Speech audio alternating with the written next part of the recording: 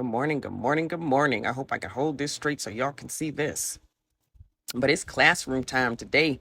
Let's get right into it. Right at the very top, you see the big T's, the little t's, the chronic stress.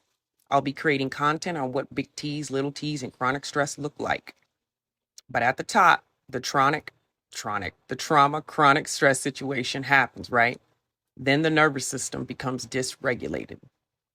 Everybody's responses or symptoms that come from that are different. So it's not the same for everybody.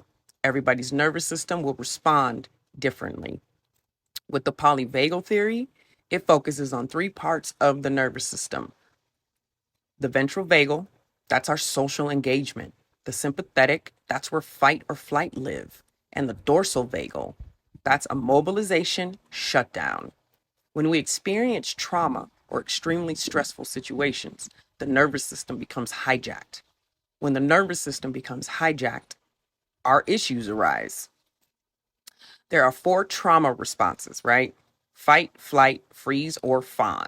I will be dropping content to explain each of these too, so don't worry. But let's look at these symptoms right now. With the social engagement portion of the nervous system, when it is dysregulated, you have depression, autism, social anxiety disorder, attachment disorder, emotional dysregulation, disruptive mood disorder, social communication disorders, chronic fatigue. Okay? When the sympathetic nervous system is dysregulated, substance abuse, mood disorders, social anxiety, PTSD, panic, OCD, eating disorders, general anxiety. Far right, the dorsal vagal, look what happens to that when that is dysregulated. Same thing, anxiety, panic, PTSD, and so on. Fear, phobias, eating disorders, BPD, OCD, chronic pain. These lists are not complete by any means, right? But we experience these symptoms. So then we go to talk therapy because of the symptoms we're exhibiting. It makes sense. But with trauma and with people with dysregulated nervous systems, talking about it can be re-traumatizing or re-triggering. When the nervous system is out of whack, it's telling the body you aren't safe. This can cause more dysregulation talking about it. Now, for people that don't have dysregulated nervous systems, talk therapy is lit, honey. That's perfect for you to talk through issues.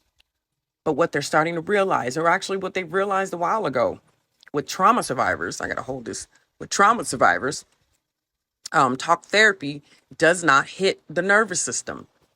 Chinese medicine, they've been hip to the game forever. So those EFT sequences that I've been dropping, they work the nervous system. And at the same time, the rewiring of the belief systems that we've created, right, to protect ourselves. Bottom line is this: addressing symptoms and not the root, that ain't gonna hit right. What's the root? With trauma and chronic stress, it's the nervous system. So your symptoms are not you.